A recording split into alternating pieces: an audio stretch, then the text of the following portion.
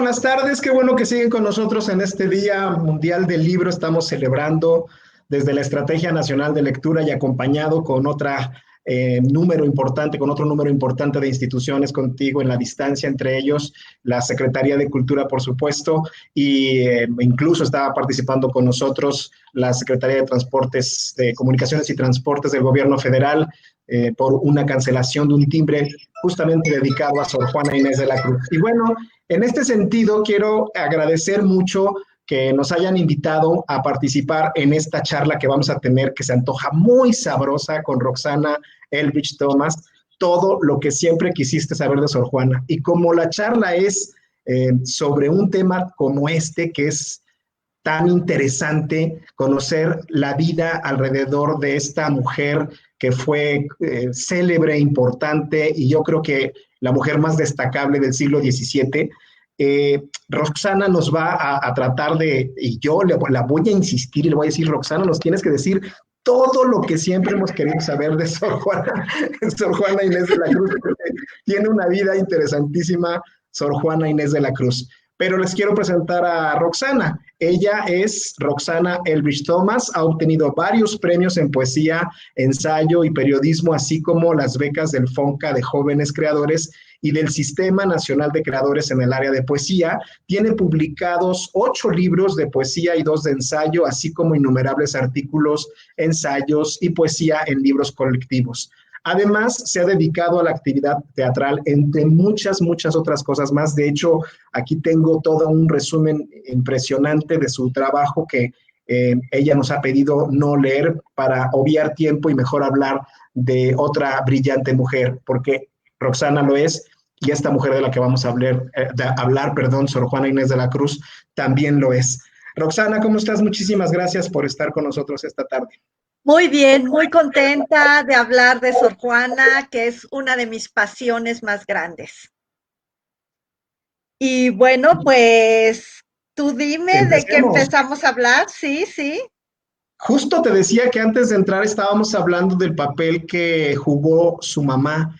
Me parece que nos sería muy útil que nos ubicaras en el tiempo y en esta figura materna que para mí, te decía hace un rato, me parece fundamental en la vida de Sor Juana y en lo que después conoceríamos de ella.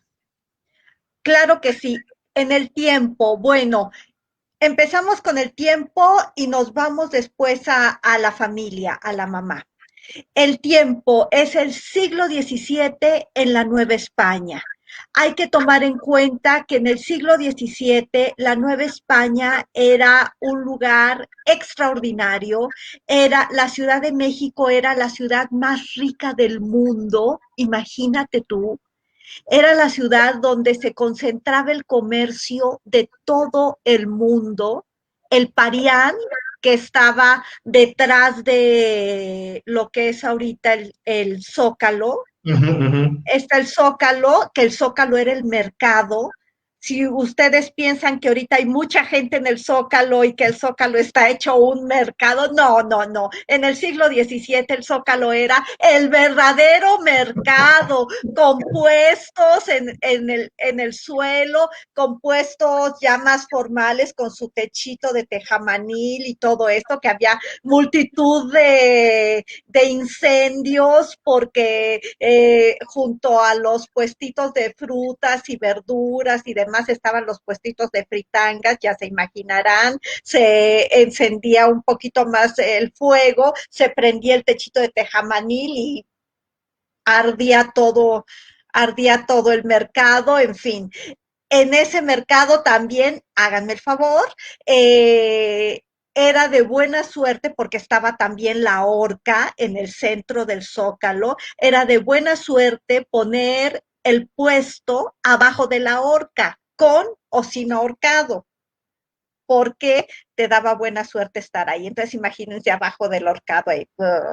En fin, atrás de este mercado, ya me estoy yendo por las ramas, atrás de este mercado, en lo que ahora son los edificios donde están grandes hoteles, donde está el Monte de Piedad, todos estos edificios que están atrás, todo eso era el Parián, que era el edificio donde estaban los almacenes y los puestos de alto lujo, donde estaban todos los artículos traídos de la nao de China, todos los artículos traídos de Europa, todos los artículos traídos del resto de América y del resto del país, que se vendían a precios insuperables. Pero justo al Parián llegaban precisamente todos los artículos de China, de la nao de China, para de ahí distribuirse al resto de América y a Europa. Y llegaban los artículos de Europa para distribuirse de ahí al resto de América y para irse a Asia. Y ahí llegaban todos los artículos de América para distribuirse al mismo tiempo a Europa y a Asia. Entonces se puede decir que el Parián era el World Trade Center del siglo XVII. Era maravilloso. Entonces, la Ciudad de México era la ciudad más rica del mundo, donde cuentan los cronistas que venían de todo el mundo a asombrarse con la Ciudad de México, la famosa ciudad de los palacios. Cuentan que paseaban la gente, paseaban los grandes comerciantes con sombreros que traían tiras de diamantes o tiras de perlas adornándoles el sombrero, que traían cuadrillas de esclavos negros con sus medias de seda y con espadas. Hay que tomar en cuenta que las espadas solo estaban permitidas a los caballeros. Esto quiere decir que estas espadas de los esclavos negros eran espadas de vestir, eran espadas de a mentiritas, pero como un artículo de lujo. Entonces, si tenían para vestir así a sus esclavos negros, ¿cómo no se vestirían ellos? Entonces era un derroche y un lujo extraordinario. Y en esa Ciudad de México y en esa Nueva España virreinal de lujos, pero también de grandes abismos entre los ricos y los pobres, nació Juana. Juana de Asbaje, algunos dicen hoy en día de Azuaje, según las últimas investigaciones, y Ramírez de Santillana. Y nace en el pueblo de Nepantla. Y en el pueblo de Nepantla nace de el arrejuntamiento de Isabel Ramírez de Santillana, porque eso fue un arrejuntamiento de sus padres, de Isabel Ramírez de Santillana con el capitán Pedro Manuel de Asbaje y Machuca, o de Azuaje y Machuca, como hoy en día se ha visto en las nuevas investigaciones, sobre todo las investigaciones en torno a los ejes familiares que han arrojado cosas muy interesantes. ¿Cómo Bueno, se veía una familia como la de ella en ese momento? Es decir, la mamá y el papá que no tenían una boda, que no tenían un matrimonio, ¿eso era bien visto? fíjate que es algo muy interesante. En la Nueva España de aquel entonces había muchas uniones libres, sobre todo, y esto es extraño porque era un español con una criolla. Doña Isabel Ramírez de Santillana era hija de españoles, esto es, era criolla.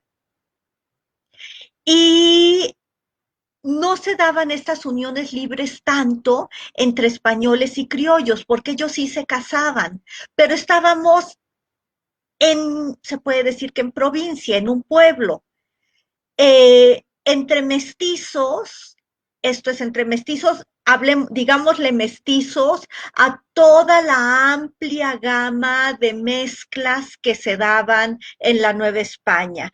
toda la amplísima mezcla de cambujos, mulatos, altatraz, etcétera, toda la amplia mezcla de gente que se daba entre mestizos, era muy común la unión libre.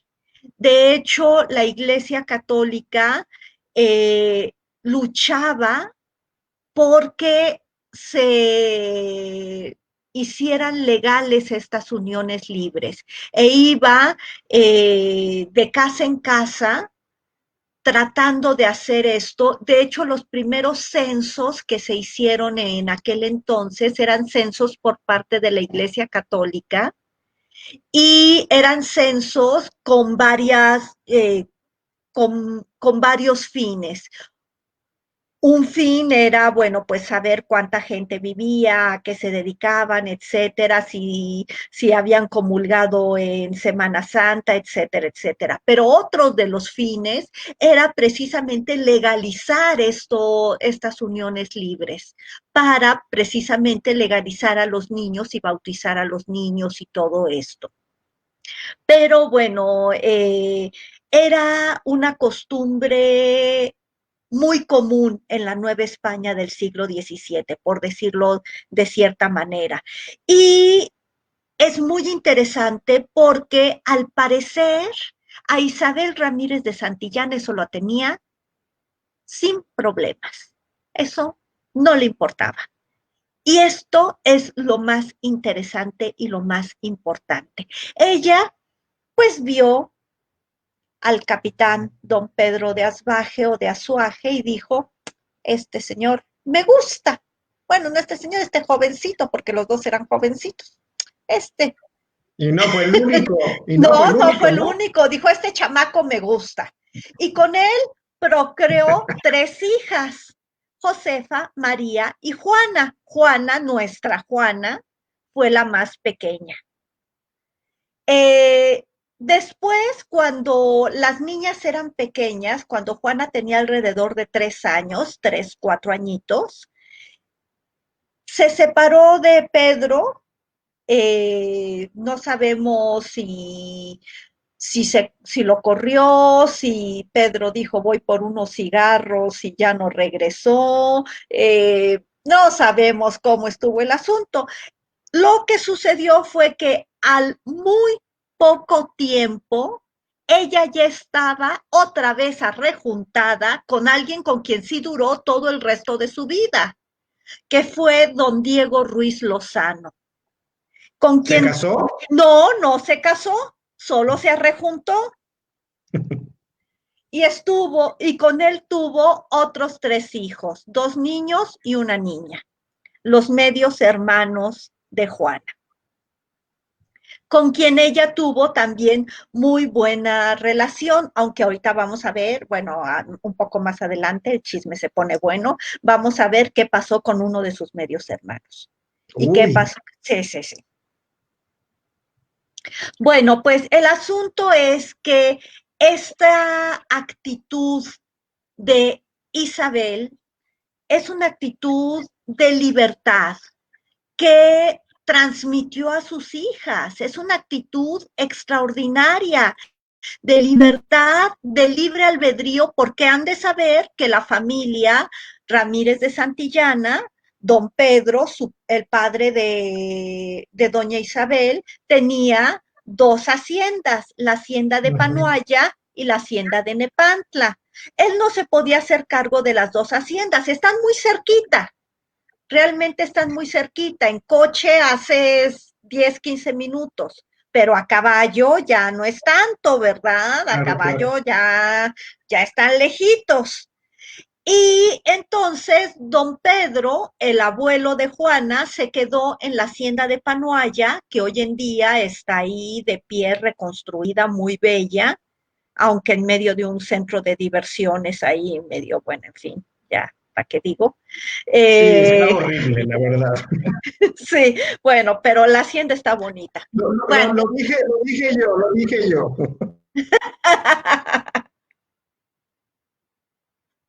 y la hacienda de Nepantla quedó a cargo de Isabel. Entonces Isabel se hacía cargo de las cuentas, de pagar a los capataces, de mandar a los capataces, de pagar a los peones, de tener listas las arrobas de maíz, de tener listo todo. Esto es, ella tenía la actividad y tenía las atribuciones de un hombre. Ella estaba a cargo totalmente de la hacienda de Nepantla y sus maridos arrejuntados eran pues como príncipes adjuntos que nada más estaban, bueno, pues sí la apoyaban y lo que quieran, pero ella era quien tenía los pantalones, ella era quien tenía el mando de la hacienda. Entonces, esto es muy importante y esto fue lo que inculcó en sus hijas y, por supuesto, en Juana.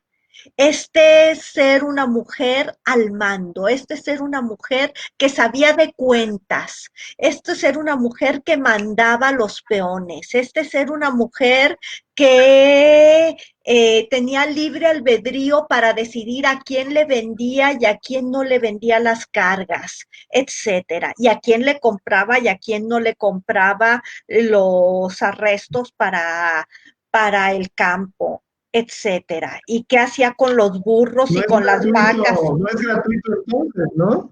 No es gratuito entonces, Roxana, que ella fuera tan echada para adelante que Sor Juana incluso al llegar al primer convento comenta, ¿no?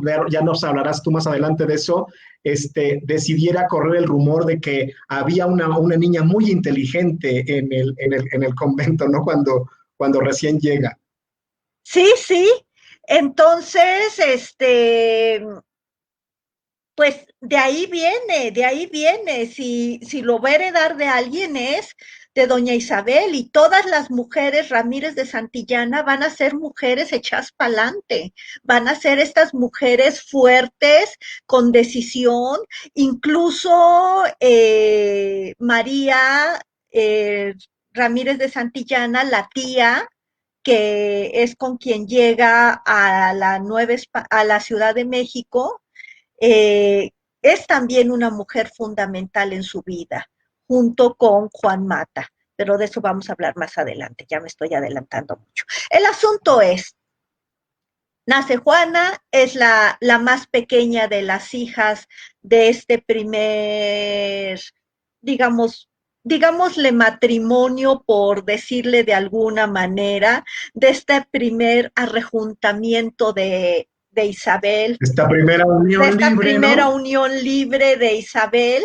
es la más pequeña y lo que ya todos sabemos, parte de la leyenda de Sor Juana, que ella misma cuenta en la respuesta a Sor Filotea de la Cruz, que cuando era pequeña mandan a las hermanas, sobre todo a la hermana mayor, se llevaban de 2 en 2 años. Entonces Juana tenía 3 años, la hermana que sigue tenía 5 y la hermana que sigue tenía 7. Mandan a las hermanas a la amiga. La amiga era una institución de educación primaria para niños y niñas. La educación básica para los niños se daba de varias maneras. Se daba o en los conventos, ya sea de varones o de mujeres. Ella misma, Juana, dio educación, o sea, fue maestra de niñas en el convento de San Jerónimo. Pero otra forma de educación para los niños pequeños era en las escuelas de amiga, donde una mujer viuda y con conocimiento de las primeras letras, con conocimiento de los números, con conocimientos básicos, enseñaba todo esto a los niños pequeños, varones y niñas. En esta primera enseñanza de las escuelas de amiga iban por igual varones y niñas. Ya después, la enseñanza posterior, la enseñanza media, era solo para varones y la enseñanza superior era solo para varones. Y las niñas, si querían alguna otra enseñanza, era una enseñanza que recibían en sus hogares. Y eso dependía de la enseñanza que les quisieran costear sus padres, que generalmente era música, bordados, danza, etcétera, y en muy contados casos, latín. Pero bueno, entonces asisten las hermanas mayores a la amiga y ella dice que un poco por travesura, un poco por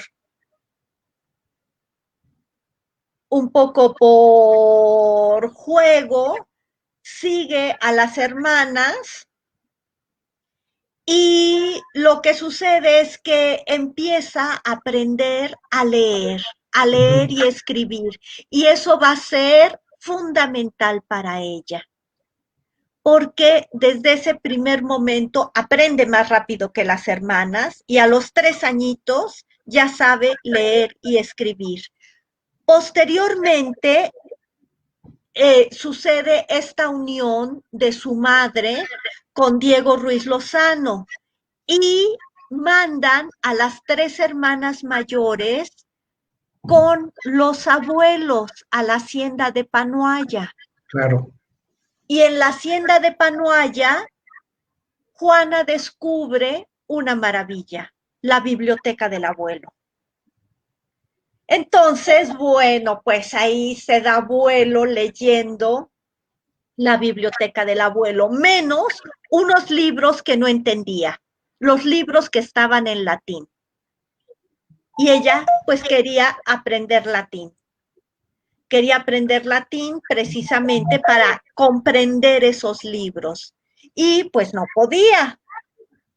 Entre otras cosas que suceden en la hacienda de Panoaya, es que ella juega con los niños de los trabajadores de la hacienda, que son niños que hablan náhuatl y aprende náhuatl. Entonces, eso es importantísimo y fundamental porque lo que va a escribir después va a escribir también en náhuatl. ¿Cuánto tiempo pasó en la hacienda de su abuelo ella? Ella pasó desde los 3, 4 años hasta los 8, 9 años, más o menos. Todo ese tiempo leyendo, todo ese tiempo conviviendo con estos niños náhuatl, todo ese tiempo conociendo a través de los libros y supongo que viajando a través de ellos, ¿no? Exactamente, exactamente. Ella además decía, bueno, todos estos libros con los que viajo, como tú dices, por la imaginación, que además eran libros de una biblioteca de adulto, eran libros donde estaban todos los clásicos griegos, eran libros de teología, eran libros de derecho, y todos los devoró. Era una niña de un intelecto superior. Y ahí está otra vez este asunto de la leyenda de Sor Juana que nos da en la respuesta Sor Filotea, que dice que si no se sabía la lección, se cortaba 4 dedos del cabello hasta que se aprendiera la lección y si no se cortaba otros 4 dedos de cabello, porque cabeza que no estaba adornada de conocimientos no debía estar adornada de cabello. Roxana, a propósito de esto que comentas y de su encuentro con este espacio, con estos libros en la hacienda de su abuelo, y a propósito de una pregunta que nos hace Francisco Javier Arias Ramírez, que nos pide hablar un poco, bueno, más bien que te pide hablar un poco del pensamiento filosófico de Sor Juana, creo que este espacio fue la base de ese pensamiento filosófico, ¿verdad? Por supuesto que fue la base de ese pensamiento filosófico que se fue abonando. Me voy a adelantar un poquito a la Sor Juana adulta. Este pensamiento filosófico de Sor Juana comenzó, tuvo su base precisamente en esta biblioteca del abuelo que tenía libros de teología, tenía libros de filosofía antigua, etcétera. Y posteriormente Sor Juana leyó ya siendo adulta, bueno, siendo joven y siendo adulta, leyó muchísimos libros de teología y leyó libros de filosofía, leyó libros del tomismo, leyó libros del neoplatonismo. Esto es muy importante. El neoplatonismo filosófico renacentista fue fundamental y básico en la formación filosófica de Sor Juana, estas ideas de Sor Juana en cuanto a la igualdad de todos ante el conocimiento, estas ideas de Sor Juana en cuanto a la dignidad del ser humano, etcétera, tienen que ver sobre todo con su lectura de Pico de la Mirándola, por ejemplo, tienen que ver con su lectura de Marsilio Ficino. Estas ideas neoplatónicas son fundamentales. Es fundamental su conocimiento profundísimo de Santo Tomás de Aquino, sin el cual no puede rebatir posteriormente el sermón del padre Vieira, si no tiene ese conocimiento profundo y sustentado del tomismo, no puede rebatir al padre Vieira, pero además tiene otros conocimientos filosóficos. Ella ya estando en el convento de San Jerónimo tiene un patrimonio enorme del que vamos a hablar más adelante, un patrimonio enorme porque es una gran administradora y porque ella escribe muchos villancicos que le pagan por fuera y ella escribe muchas cosas que le pagan por fuera y tiene un patrimonio personal enorme y tiene muchísimos libros y ella compra libros y a la Nueva España llegan libros de contrabando, esto es, libros que no entraban a España, entraban a la Nueva España de contrabando. Entonces lee a Descartes y tiene ideas cartesianas muy importantes y también otro bastión para su filosofía es Athanasius Kircher. Athanasius Kircher es fundamental para su pensamiento filosófico. Entonces vemos que tiene un pensamiento filosófico formado a través de todas sus lecturas, donde están por una parte el tomismo, por otra parte el neoplatonismo y por otra parte las filosofías contemporáneas de Descartes y de Kircher, que hacen una amalgama interesantísima que vamos a ver nosotros. Y por supuesto la emblemática barroca que tiene muchísimo que ver con su interpretación del mundo y que todo eso lo vamos a ver fundido en la carta tenagórica, por supuesto, pero también en el sueño, que a mí me gusta decirle el sueño porque ella sí le decía, y no primero sueño, en el sueño donde se va a ver toda su idea filosófica, pero ya me fui mucho. Roxana, a la parte en donde todavía estamos en el rancho del abuelo, en la biblioteca, con todo esto que estaba conociendo, con todo ello que a ella le decía que el pensamiento y el alma de las personas no tienen sexo, no tienen orientación sexual, sino que todas son iguales. ¿Cómo es que llega a la iglesia? Y digo, no lo pregunto porque no lo sepa, más o menos conozco la historia, pero a lo que me refiero es que yo, un poco cercano a la iglesia, no entiendo por qué ella decidió moverse de este mundo que estaba conociendo y que era muy, muy amplio, decidió irse a la iglesia. Hay quienes dicen que prefirió la iglesia que el matrimonio, cosa que es realmente impactante, pero ¿qué tan real es esto? Mira, bueno, para desembocar a eso, tengo que dar muchas vueltas, pero ahorita ahí voy. Bueno, en primer lugar, algo que la acerca a la iglesia es ella quería tener un libro propio. Y a los 8 años hay un concurso en Amecameca, en la iglesia de Amecameca, primer acercamiento a la iglesia, para hacer una loa al Santísimo Sacramento. Y el premio es un libro. Ella hizo la loa porque decía, yo quiero un libro que sea mío. Y entonces escribe la loa, escribe una loa que era en castellano y en náhuatl, hoy perdida. La manda y les gana a los señores. Una niña de 8 años les gana a los señores y se gana su libro. Y es, oh, fantástico, oh, maravilloso. Y después suceden 2 tragedias.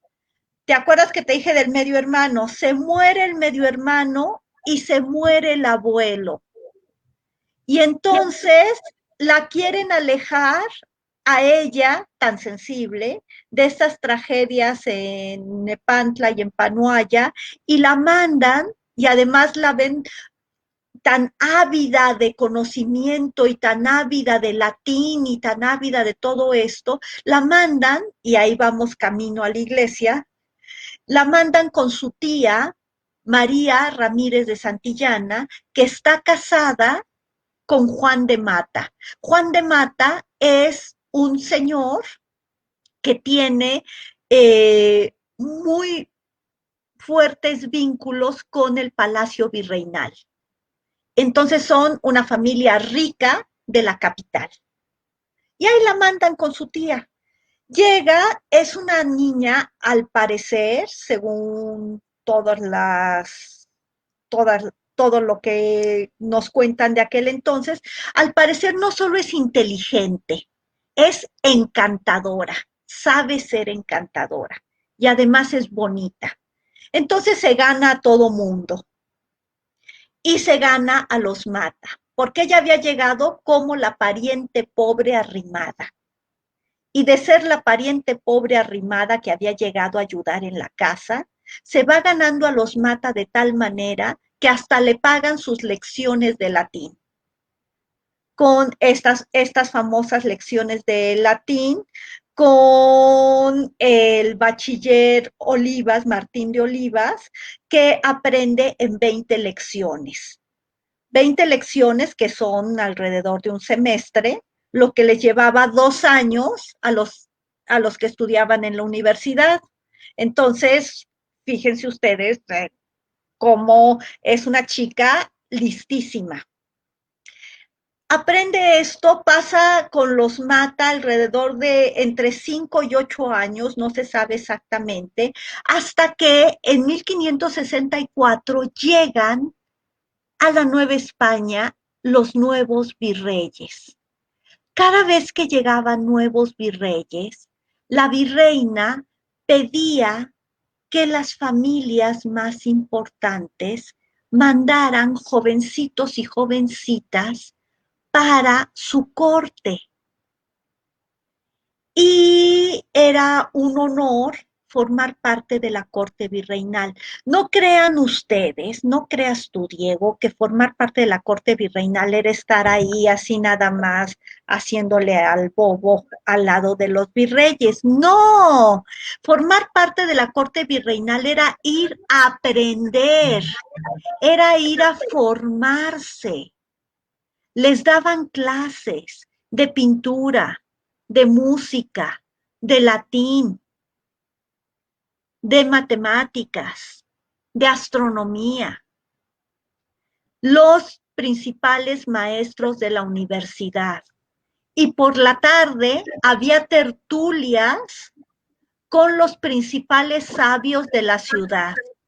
Entonces era una formación en serio, era una formación para la vida, para que los chicos que estaban en la corte fueran los grandes hombres del futuro y las chicas que estaban en la corte fueran las grandes mujeres del futuro, que se casaran con esos chicos o que se casaran con grandes señores, o que estos chicos y chicas fueran a formar parte del clero.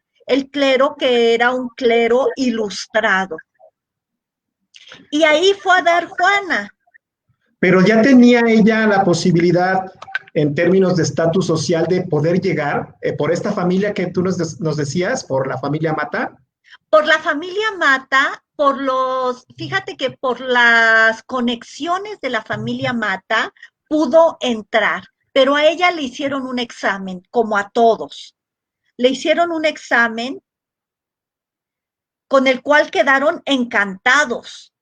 Además, Leonor Carreto, la virreina, tenía algo especial. Ella había dejado en España a sus hijos y tenía una hija de aproximadamente 15 años, de más o menos la edad de Sor Juana, bueno, que no era Sor Juana, de la edad de Juana, que se le parecía mucho y que se había quedado en España. Entonces, inmediatamente la relacionó con su hija.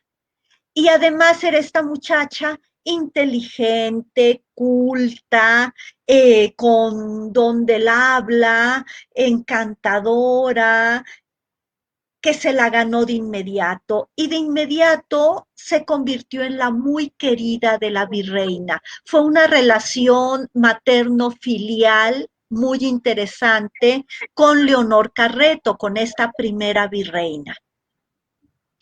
Y todo lo que pedía Juana se lo daban. Que quiero aprender a pintar, le ponían maestro de pintura.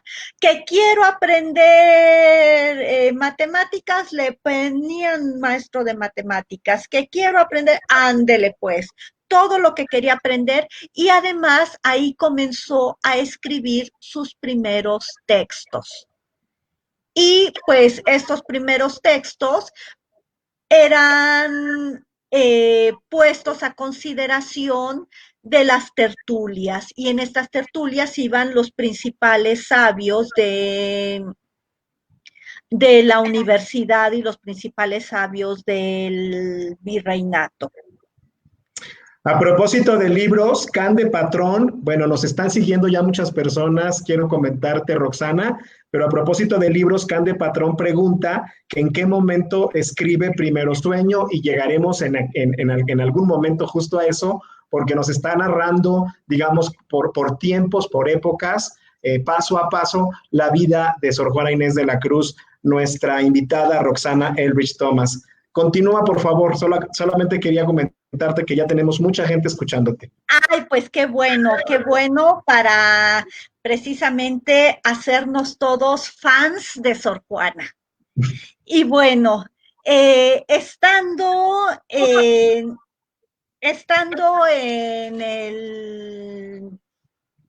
la corte virreinal, entra en contacto también con el padre Núñez de Miranda. El padre Núñez de Miranda era el confesor de los virreyes. Y hablando con él, le dice que ella lo que quiere es seguirse dedicando al conocimiento. Ella lo que quiere realmente es seguir estudiando. Y calibró las cosas. Una mujer casada en el virreinato no tenía tiempo de nada, aunque estuviera muy bien casada, aunque estuviera casada con el hombre más rico y poderoso del virreinato. Desde que se levantaba tenía que estar mandando a la servidumbre y preparando el desayuno, y tenía que estar mandando a la servidumbre para arreglar la casa, y tenía que estar al tanto de los hijos y al tanto del marido, tenía que estar a las 6, guiando el rosario y después recibiendo a los invitados a la merienda. O sea, no tenía un minuto para ella. Y eso lo sabía porque había observado a su tía María y porque observaba a las mujeres de la corte. Y decía, yo como mujer casada no voy a tener tiempo para dedicarme al conocimiento, que es lo que yo quiero dedicarme a estudiar. Entonces pensó en la opción de la iglesia, y ahí llegamos a tu pregunta de hace rato. Ujú. Pensó en la opción de la iglesia porque dijo, es posible que estando en la iglesia tenga más tiempo libre para dedicarme al estudio y a escribir, por supuesto. Y a pensar, diría Octavio Paz, ¿no? Exactamente. La primera decisión que tomó fue una decisión errada. Y esa decisión fue guiada precisamente por Núñez de Miranda, con, pues, lo que quería Núñez de Miranda. Núñez de Miranda era un hombre muy religioso y era un hombre muy apegado a la religión muy tradicional. Y Núñez de Miranda le recomendó que entrara al convento de San José del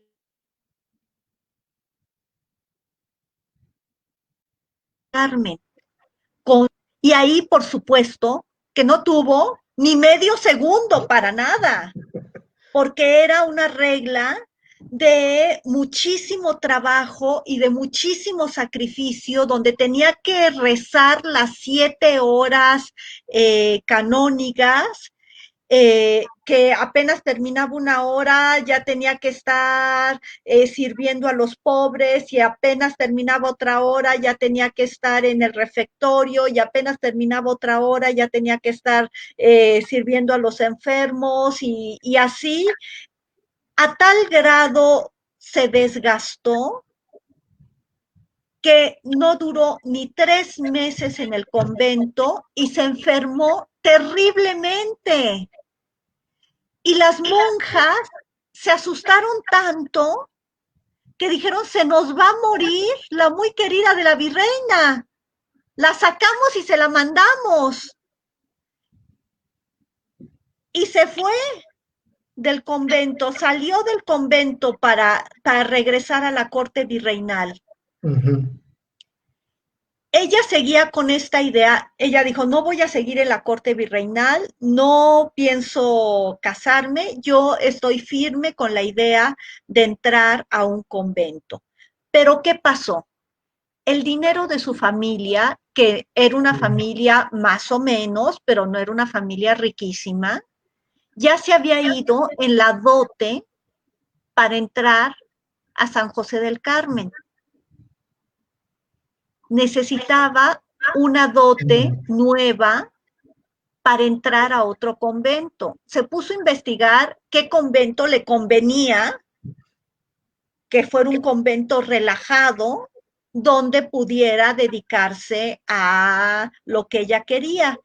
Vio que el convento de San Jerónimo y Santa Paula era el convento que le convenía, de todas a todas. Pero ¿de dónde iba a sacar la dote? ¿O problema?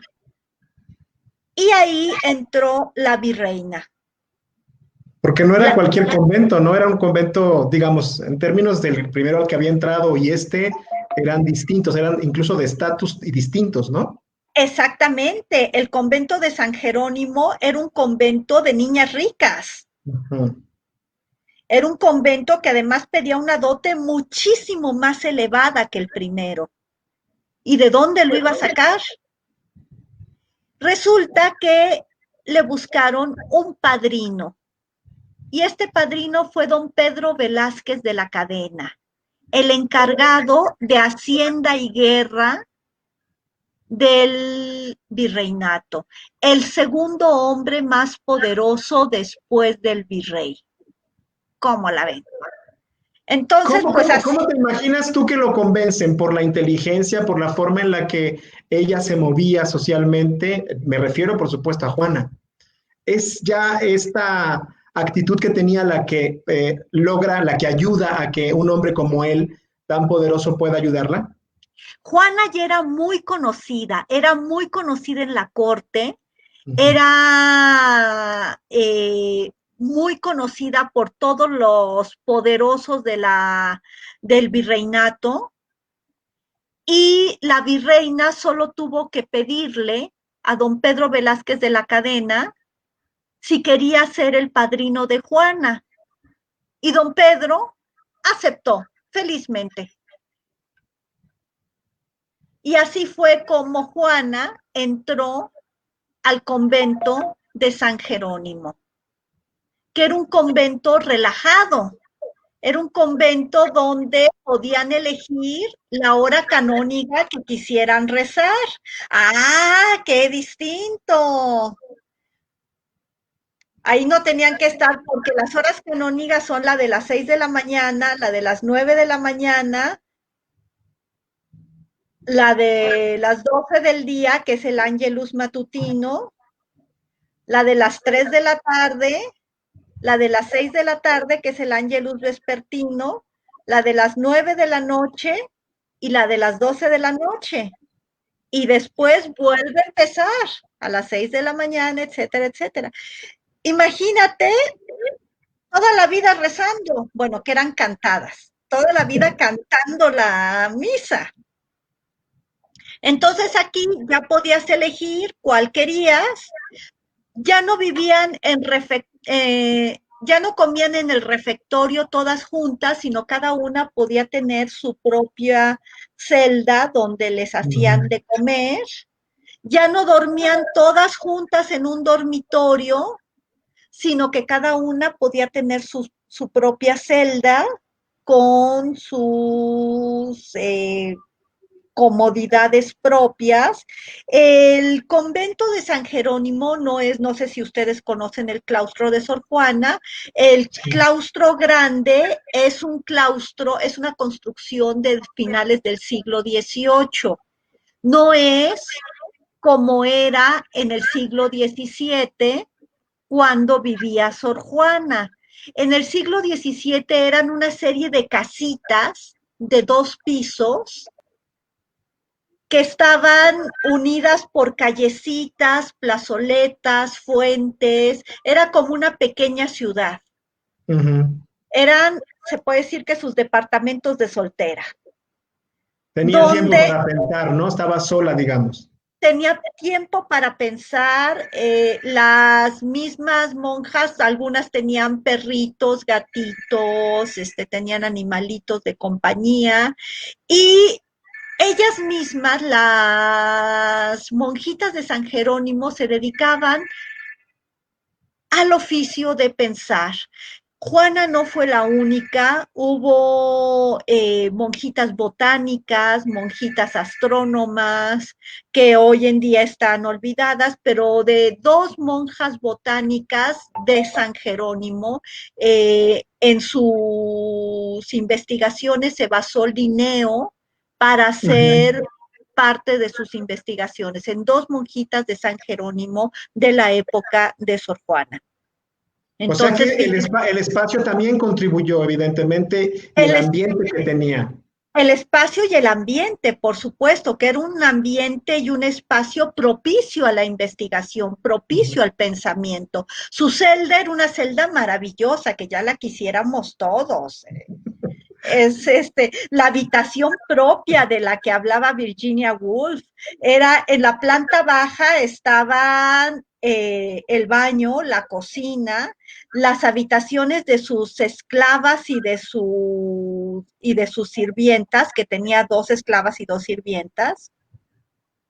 Y en la parte alta estaba su propia habitación, la habitación de su sobrina, que tuvo una sobrina que vivió con ella muchísimos años y que después fue su heredera y tomó los hábitos en San Jerónimo. Su biblioteca, que era además donde hacía sus tertulias y todo esto, y la habitación donde tenía sus instrumentos científicos y musicales. Imagínense. Oye, era maravilloso el espacio donde estaba ella y me preguntó algo que no se conoce mucho o no sé, quizás yo no lo conozco, a lo mejor tú sí, pero en algún momento se habló de sus amores, ¿no? Por lo menos de uno de ellos así muy importante, y Reina también se supone, pero no conozco mucho sus relaciones de amistades. En ese ambiente, ella tenía un núcleo de amigas. Tenía un núcleo de amigas monjas, además de María Luisa, que era la virreina, María Luisa Manríquez de Lara, que después, ahorita vamos a hablar de ella. Tenía un núcleo de amigas cercanas, como te digo, era gente con la que podía platicar, con la que se podía platicar de altos niveles, y además tenía un grupo de amigos. Don Carlos de Sigüenza y Góngora era uno de sus principales amigos, Luis de Sandoval Zapata era otro de sus amigos, Fernández, Fernández, ¿cómo se llama? Ay, ahorita se me fue su... Manuel Fernández de Santa Cruz era otro de sus amigos que después medio la traicionó, yo no sé cómo está el asunto con Fernández de Santa Cruz, dependiendo de la versión que se tenga. Tenía grupos de amigas y amigos con los cuales podía dialogar. Ella no era un lirio entre cardos, esto es, no era una rosita en medio de las espinas, era parte de una comunidad en la cual podía compartir, conversar, crear. Bueno, y supongo que también Roxana se ganó algunas enemistades siendo una mujer tan destacada, tan enfatizada por su talento, por su esfuerzo, y bueno, por su suerte, porque también hay que decirlo, tuvo mucha suerte también.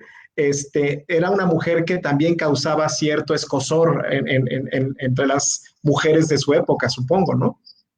Sí, supongo yo también, aunque yo, por las noticias que tengo, en el convento no había escosor hacia ella, al contrario, en su propio convento había sobre todo admiración, había sobre todo amistad, la buscaban para que ella difiriera en disputas, la tenían en alta estima. Además, ella era la contadora del convento. Sí, sí, Entonces sí. había que estar bien con ella. Y era la bibliotecaria del convento. Entonces, ¿no es real, pregunta Viridiana Mistral, que la madre superiora de San Jerónimo no la quería? ¡Ay, Viri! Mistral, ahí está, es mi alumna querida. Ahí está, ahí está. Como seguramente hay más que no te he nombrado porque son un montón, pero ahorita te los leo. Pregunta ella, ¿sí la quería o no la quería? Pues mira, en realidad no se sabe en en los escritos que hay, habla bien de ella. Este asunto de que no la quería, sí la quería, etcétera, son conjeturas. Ya. Pero en los escritos oficiales, los textos que se tienen, habla bien de ella. Entonces, no, no se podría asegurar, no Yo se creo podría que, asegurar nada. creo que Viridiana a lo mejor habla de un pasaje que en algunos documentos, bueno, yo los he visto en documentos audiovisuales, no los he visto en documentos físicos, de que tuvo algún problema con ella que llegó incluso a niveles de el sacerdote, me parece que uno de los mayores, de los más importantes, y que le dice a la madre superiora, que por qué tiene problemas con ella, porque parece que la ponen a hacer trabajos pues más de casa que de lo que hacía regularmente, y le contesta la madre superior al padre, no sé si esto sea real o no, que porque le dijo imbécil, o que bueno, la sintió que le había dicho imbécil, y él le contesta, demuestre usted que no. Bueno, según yo he escuchado eso, ¿no? O sea que incluso la consideraban tan importante que este sacerdote contestó eso, pero no sé si sea real. Qué bonito. Pues yo tampoco sé si sea real, pero es muy bonito. Pues mira, Rocío EH, Amer Jaure, Sandra Bravo Ruiz, Balbín Hernández, Claudia Guadalupe Loiden, quienes más están, Esperanza Heredia, Olga Domínguez, Mauricio López, Ana Victoria Valdés, Vicky CM, María Candelaria Galicia Castillo, Emilia Canchola, Becky Valtierra, Cecilia Álvarez Pérez, en fin, hay un buen de gente que quiere que sigas conversando respecto a la vida de Sor Juana. Nos contabas un poco de este ambiente en San Jerónimo y la influencia que ella tuvo con quienes vivía ahí. Sí, pues bueno, tuvo la influencia en estas, en sus hermanas. La influencia era una influencia muy interesante que incluso ella misma decía que a veces tenía hasta que huir de ellas porque la buscaban tanto sus hermanas, la buscaban para platicarle algún suceso, la buscaban, te digo, para dirimir querellas, la buscaban para cualquier pregunta que le tenían que hacer, que ella tenía que decir, ya basta, por favor, y no sabía cómo poner ese alto de manera dulce, porque era muy buscada precisamente por sus hermanas, incluso 2 veces, en 2 ocasiones, a lo largo de todo el tiempo que estuvo en San Jerónimo, quisieron nombrarla Madre Superiora y ella no quiso. Ella se negó precisamente al cargo, eh, precisamente por querer dedicarse más a lo suyo, a estudiar, a escribir, al conocimiento. Y quien preguntaba hace un momento que cuándo fue cuando escribió El Sueño, pues lo escribió en su tiempo ya de San Jerónimo, en su tiempo de madurez. Sí, lo preguntaba Can de Patrón, preguntaba que en qué momento escribe Primero Sueño y es justamente aquí, como nos los dices, ¿no? Exactamente, en este momento de madurez, en su celda ya totalmente privilegiada, donde pues se pudo dedicar al estudio, a la escritura y además, como les decía hace un momento, tenía una gran fortuna personal debido a que en el momento en el que se van estos primeros virreyes, los virreyes de Mancera, llega como virrey Fray Payo de Rivera, que es un virrey arzobispo. Y Fray Payo de Rivera comienza la fortuna de Sor Juana, la fortuna monetaria de Sor Juana, y bueno, y también la fortuna personal Sí. como mujer conocida, porque Fray Payo comienza a encargarle villancicos y comienza a encargarle trabajos escritos, pagados, remunerados. Y entonces, no sé si ustedes sepan, pero nosotros hoy en día conocemos a Sor Juana y la reconocemos por sus sonetos, por el sueño, por sus obras de teatro, Sí. etcétera. En aquel entonces era muy reconocida por sus villancicos, sobre todo. Decían, Sor Juana, sí, sí, la que escribe villancicos, ¿cómo no? ¿Cómo no? Entonces la gente en general la conocía por villanciquera, porque le encargaban muchísimos villancicos. Los que tenemos hoy en día son una 10ª parte de todos los que escribió, porque los villancicos muy pocas veces se compilaban por escrito, se hacían para las misas y pues ya se dejaban ahí en los archivos de las iglesias a veces y a veces desaparecían. Y entonces era muy conocida por estos villancicos a los cuales ella a veces les ponía música y a veces ella escribía la letra y el maestro del coro de la catedral a la que fuera, porque escribía para la Ciudad de México, para la Ciudad de Puebla, para la Ciudad de Oaxaca, y algunos fueron a dar hasta el Perú o a España misma, les ponían la música. Pero bueno, todo esto se lo encargaba Fray Payo, se lo comenzó a encargar Fray Payo, y Fray Payo le encargó algo que fue fundamental para su vida, que fue el arco triunfal para recibir a los siguientes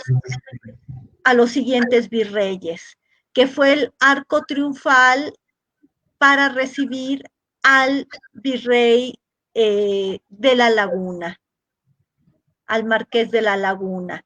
Y con eso cambió radicalmente su vida, porque los virreyes, al ver el Neptuno alegórico, que así se llamaba el arco triunfal, quedaron tan fascinados con el arte desplegado por Sor Juana, que era un arte emblemático, o sea, utilizando emblemas, utilizando la mitología, utilizando, quien preguntaba por la filosofía, utilizando la filosofía y utilizando toda la retórica barroca, hizo un alarde no solo de elogio hacia el nuevo virrey, sino elogiándolo, haciéndole una serie de peticiones de qué era lo que necesitaba la ciudad. Acabar con las inundaciones. Hay uno, el quinto emblema que me gusta mucho, que es el de los centauros, en donde le dice, pone a los centauros ante Neptuno y dice, bueno, Neptuno fue propicio con los centauros, si los centauros representan el arte, sé propicio con nosotros, las personas de letras y los intelectuales. ¡Oh, qué inteligente! O sea, hasta eso le pidió, sé bueno con nosotros. Entonces, bueno, había cierta crítica social de una manera muy inteligente, ¿no? sí, fue extraordinaria. Hizo crítica social, hizo peticiones y mientras lo estaba lavando, le estaba endulzando todo, le estaba... Y además se lo ganó, con todo eso además se lo ganó. Se lo ganó y quedaron ambos, el virrey y la virreina, quedaron apantallados con el arte de esta mujer. Evidentemente quisieron conocerla. Y ahí comenzó una relación extraordinaria con los virreyes marqueses de la Laguna y sobre todo con María Luisa Manrique de Lara, duquesa de Paredes y marquesa de la Laguna, que Qué fue, relación tan bella, ¿no? La que tuvieron ellas. sí, fue una persona fundamental en la vida de Sor Juana. Fue, yo creo que sin lugar a dudas, una de las personas más importantes en la vida de Sor Juana. Si vamos a personas importantes en su vida, yo creo que fueron mujeres y fue su madre, su segunda madre, Leonor Carreto, la marquesa de Mancera, y María Luisa. ¿Cuáles dirías tú que fueron los hombres fundamentales? Porque recuerdo un pasaje en el que extraña a su papá, recién llegada a uno de los conventos, incluso escribe un pequeño fragmento ¿tú cuáles dirías que, bueno, de hecho el fragmento habla un poco de la ausencia de su padre, pero cuáles dirías que fueron los hombres fundamentales, digo, además de estas mujeres emblemáticas en la vida de Sor Juana, de Juana Inés? Yo creo que en primer lugar Ujú. su abuelo fundamentalmente. ¿Quién más podría ser? Los dos virreyes, Juan de Mata y Carlos de Sigüenza y Góngora, que fue su amigo del alma. Carlos de Sigüenza y Góngora le construyó así, tú eres mi amiga y te voy a construir, le construyó un telescopio, le construyó una linterna mágica, o sea, le construyó todos sus caprichitos científicos, se los construía. Pero qué maravilla que una niña, bueno, supongo que en ese momento ya no era tan niña, pero una niña, cuando contabas esta historia de que ella deseaba tener un libro cuando estaba muy pequeña, deseara tenerlo porque los tenía a la mano, porque, llamarlo de alguna manera, eso era el momento de entretenerse y no la muñeca y no el carrito y no el valero, etcétera, que digo, no está mal, pero me refiero a que en el momento en que tú, como padre incluso, como familia, decides con qué se divierten, con qué se entretienen tus hijos, ellos deciden cosas como esta belleza que nos contabas, una niña que entre libros desea tener su propio libro y escribir su propio libro. Exactamente, exactamente. Y en eso fue fundamental el abuelo, que el Uh abuelo -huh. alimentó ese amor por los libros y se los facilitaba y le decía, ah, ya leíste esto, ándale pues ahora lee esto otro. Y ya leíste esto otro, ándale pues ahora lee esto otro. Este amor del abuelo por los libros que se lo fomentó a la niña. Y por eso yo Ahora, creo que el abuelo es fundamental. me dejaste muy picado con el asunto de cuando conoce a esta virreina de su corazón y cuéntanos qué pasa a partir de ese momento porque te interrumpí y ya no nos pudiste contar qué pasó a partir de ese momento porque es un parteaguas evidentemente, ¿no? Claro que sí. Bueno, primero quiero hablar de María Luisa. María Luisa no era cualquier persona. María Luisa era una maravilla de gente. María Luisa era una de Es la las... virreina, ¿verdad? Para María Luisa, ubicar. María Luisa es la virreina. Sí, yo le digo María Luisa así como si fuera mi, mi amiga. Sí, María Luisa es la virreina. La virreina, la marquesa de la Laguna. María Luisa era una de las mujeres más cultas de Europa. Ella hablaba castellano, italiano, latín, francés, alemán, o sea, imagínate. Y había leído todo. Era una lectora compulsiva, al igual que Juana. Uh -huh. Ella era cultísima, además había conocido en Europa, porque era una mujer riquísima además, imagínate, ella era duquesa, ella era más alta, noble que su mismo marido. Ella había conocido en Europa las más altas culturas, había estado en Italia, bueno, había conocido a los humanistas, era una mujer cultísima. Además, en España había sido mecenas de mujeres que se dedicaban a escribir. Había sido mecenas de María de Sayas y de Ana Caro Mayén. Esto es, había sido mecenas de mujeres escritoras. Entonces ya venía de una tradición no solo culta, sino humanista, y se podría decir que en cierta forma feminista. No estoy diciendo que era feminista porque el feminismo no existía en aquel entonces. el feminismo como tal existió después, pero tenía cierto dejo de feminismo. De hecho, María de Sayas es considerada la protofeminista en España. Bueno, pues venía de eso en España. Llega a América, llega a la Nueva España pensando que se va a aburrir como ostra y que no va a encontrar a alguien que esté a su altura intelectual. Oh, sorpresa, se encuentra con Juana.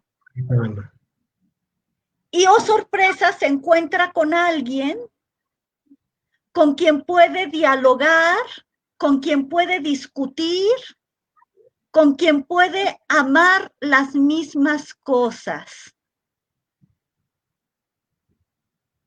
Imagínate qué maravillosa amistad puede surgir de la amistad intelectual, además de que tenían tantas cosas en común. ¿Qué, perdón? La sorpresa que supongo que se llevó una mujer en Europa que llega a la Nueva España, que no hace mucho había pasado o estaba pasando por un proceso del fin de Tenochtitlan y pensando que quizá aquí no habría mujeres, bueno, personas en general, ya no mujeres, que tuvieran este conocimiento. Debió haber sido para ella toda una revelación porque seguramente dudó muchas veces, muchísimas veces, de que pudiera encontrar a alguien con la capacidad de Juana. Por supuesto. E imagínate esta epifanía de encontrarse a Juana, que es inteligente, culta, encantadora y que hace unas tertulias fascinantes a las que de repente empieza a invitarlos a ellos también. No, pues se siente feliz y comienzan a trabar una amistad extraordinaria. Y ahí viene toda esta historia del enamoramiento de ambas. Que pues ahí no podemos meternos mucho porque no sabemos demasiado de qué pasó entre ellas. Y tampoco debería ser tan interesante, creo. O sea, tampoco debería ser tema de discusión porque ¿a quién le interesan esas cosas teniendo a dos mujeres tan inteligentes? ¿No? Exactamente, y si hay enamoramiento intelectual. Así es, ¿no? Y hay dos mujeres fascinantes creando cultura en el México del siglo XVII. Y les sirve de acicate María Luisa, Lisi, a Juana, para que escriba muchos de los más maravillosos poemas que escribió. Y eso es fabuloso. Hay una recopilación de Pons, ¿no? Sobre unos 50 de ellos, que son maravillosos y que revelan la relación tan fuerte intelectualmente hablando que tenían. Para ese momento, Roxana ya era conocida, Sor Juana, como escritora, ¿o fue justamente ella? Ah, pues eso es lo que te iba a decir ahorita. Sor Juana era conocida como escritora a nivel local, aquí en la Nueva España. Y así se hubiera quedado. Así como a nivel local están Carlos de Sigüenza y Góngora, así como a nivel local está Luis de Sandoval Zapata, que son grandísimos escritores, que son contemporáneos de Juana y que son maravillosos, pero que se quedaron a nivel local. Y lo maravilloso que hizo María Luisa por Juana, ahí viene, que fue cuando se regresó a España, llevarse los textos de Juana y publicarlos. Y así publicó La inundación castálida en 1689. Es el más grande regalo que pudo haberle hecho María Luisa a Juana, porque con esa publicación de La inundación castálida la hizo famosa mundialmente. En ese entonces solo eran famosos los que eran publicados desde la capital, desde Madrid, desde España. Y gracias a esa publicación de La inundación castálida, Sor Juana se convirtió, podríamos decir, en un bestseller. Hubo muchísimas ediciones, mira que aquí las tengo. Fue la publicación en Madrid de 1689, después otra reimpresión en 1690, también en Madrid, otra publicación en Barcelona en 1691, en Zaragoza en 1692, en Valencia en 1709, en Madrid en 1714, en Madrid en 1725 y así. Y después de eso hubo un segundo tomo de las obras de Sor Juana, también impulsado por María Luisa, que se publicó en 1692. Entonces, eso fue lo mejor que pudo haber hecho María Luisa por Juana, publicarla en España. ¿Ya había mujeres de la Nueva España que hubieran sido publicadas entonces? No, fue la primera mujer de Nueva España publicada en España. Por eso fue así como que, ¡ah! Claro, ¡Qué sí, maravillosa! ¡Qué maravillosa mujer novohispana publicada aquí! ¡No lo podemos creer! Sí, me estoy imaginando la sorpresa de todo ese continente y seguramente de los que atravesó la literatura de Sor Juana, pensando en esta mujer que no sé qué pensarían de la gente de la Nueva España, que era criolla, pero publicada en Europa y ante, digamos, en el contexto de todos estos artistas que en aquella época pues ya eran famosos en Europa, ¿no? Sí, sí. Y en ese contexto, imagínate, Sor Juana, que lo que hace es un crisol del barroco, porque con todas sus influencias, no sé si me permitas ya ahorita hablar de su literatura y de Claro, sus sí. características y de sus influencias, con todas las influencias que tenía, por una parte las influencias renacentistas, petrarquistas, etcétera, y por otra parte las influencias barrocas, tomemos en cuenta que el barroco en España en ese entonces era, por una parte, los conceptistas y por otra parte, los culteranos, y peleados a muerte. Por aquí los conceptistas, por acá los culteranos, y que no se hablen, ni se peleaban, ni demás. Y lo que hace Sor Juana es fundir en un crisol las características del conceptismo y del culteranismo, tanto en sus sonetos como en el sueño. Es una locura, es para que te estalle el cerebro de fascinación. Y si a nosotros, como estudiosos del siglo XXI, nos estalla el cerebro de fascinación, imagínate a los españolitos de aquel entonces, ¿qué estarían diciendo? ¿Qué está pasando aquí? Así, ¿qué está pasando? ¿Qué pasa? Porque además, incluso para la época, la escritura de Sor Juana no era una escritura fácil, les digo, es compleja hoy y lo fue entonces por las imágenes que ella tenía, por ejemplo, del mundo griego, ¿no? Entonces, en muchos de sus libros. Me parece que tampoco fue fácil leerla, pero fue fascinante descubrirla.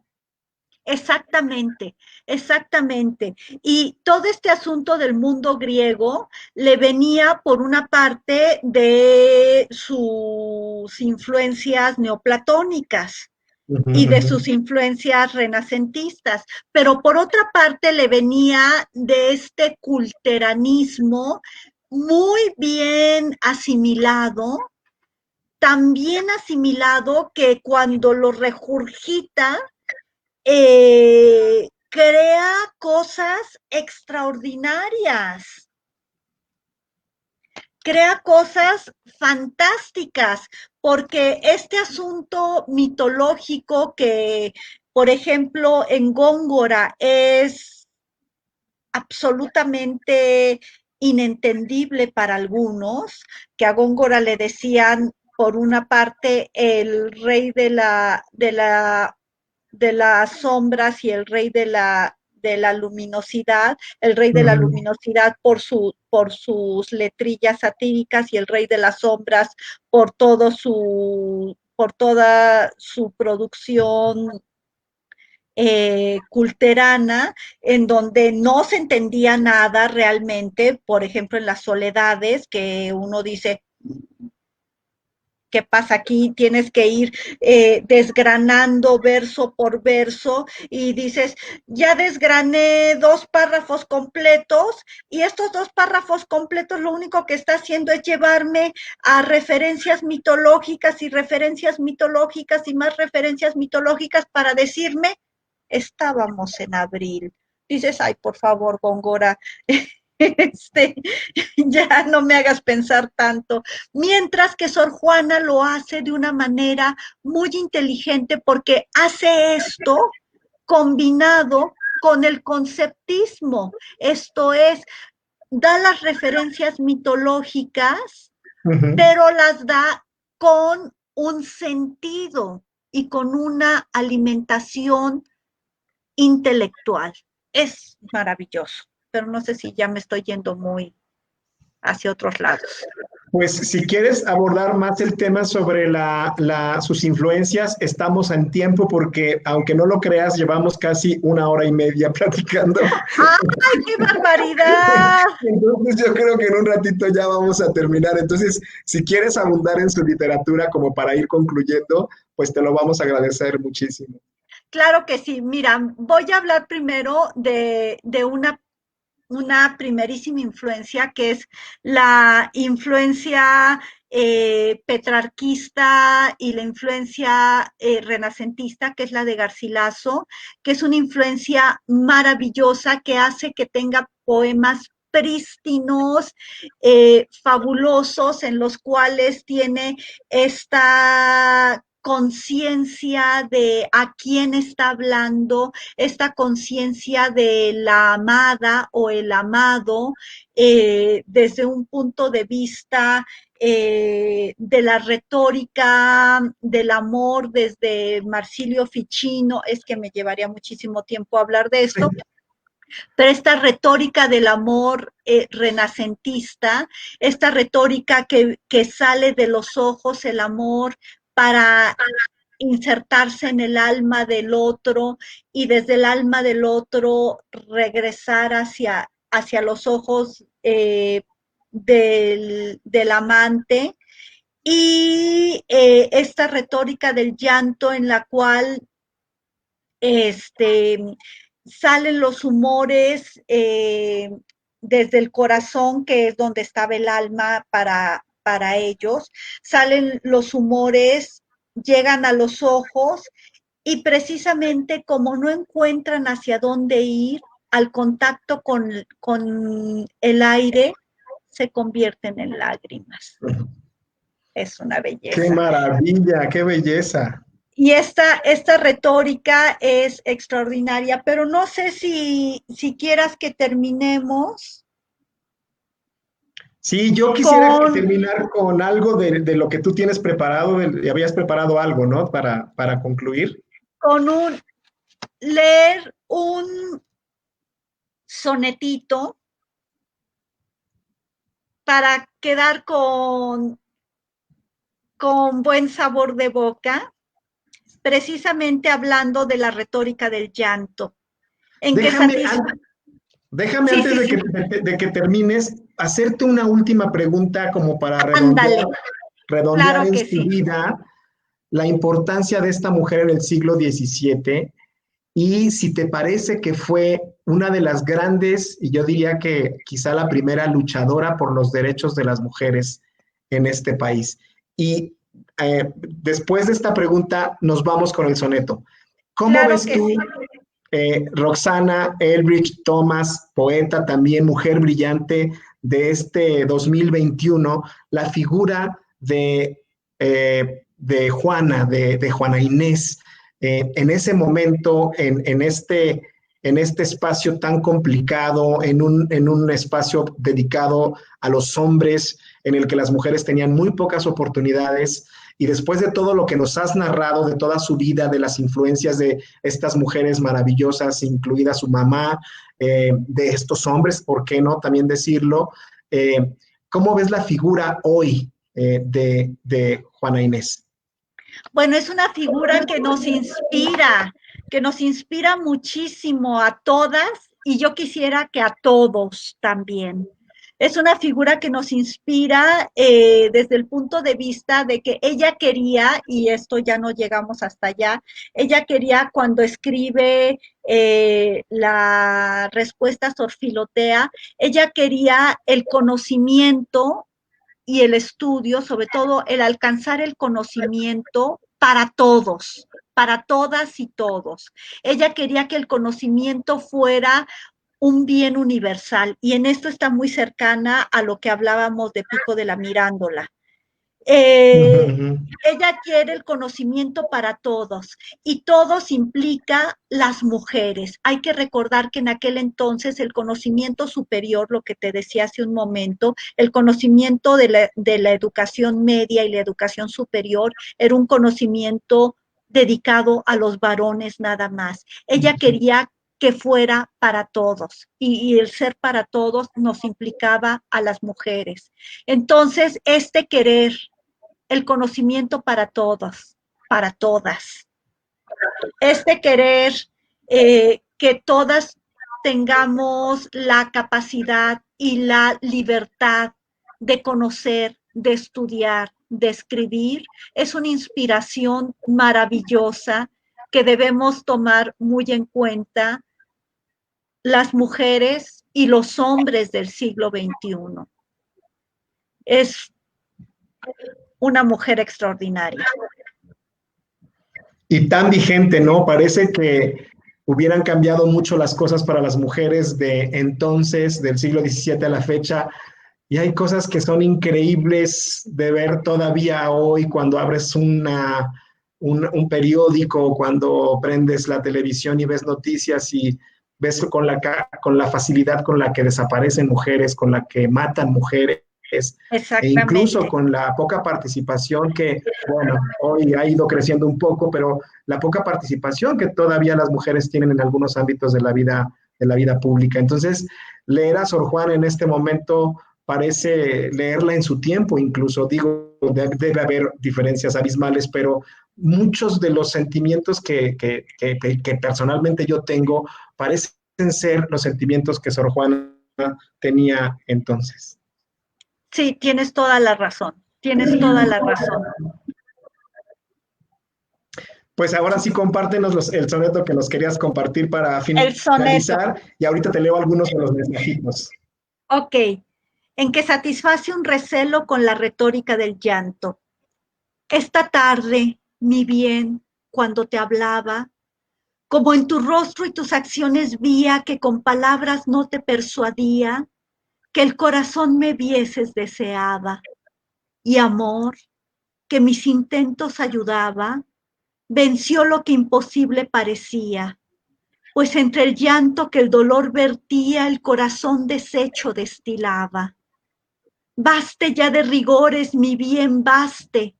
No te atormenten más los tiranos, ni el vil recelo tu quietud contraste con sombras necias, con indicios vanos, pues ya en líquido humor viste y tocaste mi corazón deshecho entre tus manos. Qué maravilla, qué bonito. Bueno, la obra completa de ella es muy bonita. Hay cosas complejas de leer. Yo, bueno, por lo menos personalmente, algunas cosas me cuestan mucho trabajo, pero me encanta su obra y además me gusta mucho haber poder compartido contigo, Roxana, Elbridge Thomas, este tiempo que nos los hiciste maravilloso. Y bueno, falta mucho por platicar porque nos prometiste todo lo que siempre quisiste saber de Sor Juana y nos dejas con la tarea de invitarte nuevamente para seguir conversando sobre ella. Ay, sí, sí, se nos quedó mucho en el tintero. Sí. Bueno, te quiero comentar que la gente está contenta, que te mandan saludos. Tafar Mar, muchas felicidades, gracias. Saludos desde Ixmiquilpan, Hidalgo. Leti Leocadio te manda saludos. Claudia Guadalupe Loiden. Verónica Reynoso Hernández, muy interesante saber más de la vida de Sor Juana. Cecilia Álvarez Pérez, muy amena la charla e interesante información. Amer Jaure, ¿por qué soneto 45? Su retrato, pregunta. Ahorita si quieres nos contestas. Qué interesante. Lupita Casillas Aguilera, me gusta la biografía, muy interesante. Becky Valtierra, una charla muy interesante. Felicidades a Roxana. Gelitz Angulo. Y bueno, ya ahí se repiten algunos nombres. Todos ellos te mandan felicitar y te agradecen que hayas estado con nosotros. Ay, pues muchas gracias. Al contrario, no entendí la pregunta de Amer Jaure, no sé si tú la entiendes, dice, ¿por qué soneto 145, su retrato? No sé si se trata de una pregunta o si en realidad está escrita de tal manera que tiene un signo de interrogación, pero no sé a qué se refiere exactamente Amer, sin embargo, bueno, pues Es abunde. que el 145 habla precisamente, es este que ves, Engaño Colorido, es Ah, acá. un, es un soneto precisamente eh, que, que reprocha un retrato que le enviaron, Uh-huh, uh-huh. hablando de la caducidad de la vida. Es un soneto muy bello que termina precisamente con unos versos que nos recuerdan a Góngora. Ya, ok. Perfecto, bueno, pues allí está la respuesta para Jaure, ¿cómo se llamaba? Amer Jaure, muchas gracias. Siguen entrando mensajes. Abundio Macías Romo, saludos cordiales. Claudia Guadalupe Loiden vuelve a tuitear y nos dice, a tuitear no, vuelve a mandar mensaje y dice, excelente charla, muchas felicidades, me encantó. Roxana, excelente. Y Blasita García, saludos, felicitaciones por este evento del Día del Libro que decretó el expresidente José López Portillo el 12 de noviembre de 1979. Muchísimas gracias por todos los mensajes. Roxana Elbridge Thomas, muchísimas gracias a ti. Ha sido Al una charla maravillosa. contrario, muchísimas gracias y muchísimas gracias a todos nuestros amigos que nos escucharon, que nos mandaron mensajes. Muchas, muchas gracias a todos. Y gracias a ti, Diego. Ojalá, al contrario, ojalá nos puedas ir indicando de alguna manera dónde podemos verte, escucharte cuando des alguna conferencia, algo porque eres realmente muy amena, cosa que te agradezco muchísimo. Ay, no, al contrario, muchas gracias. Aquí hay una frase que nos dice Irma Torres, dice, no estudio por saber más, sino por ignorar menos. Sor Juana Inés de la Cruz. Exactamente, exactamente. Bueno, pues con eso nos quedamos. Gracias a Miguel Ángel, ahí en los controles de este live. Muchísimas gracias a Nelé Sánchez, que coordinó todo este trabajo. Y gracias también a Isabel, que en la parte técnica también nos estuvo echando la mano. A usted le agradezco mucho que nos haya acompañado, a ti, que hayas estado con nosotros. Roxana, nuevamente nuestro agradecimiento y nos vemos pronto. Gracias. Gracias, Roxana. Bye, Nos bye. vemos, bye. Gracias a todos. Gobierno de México.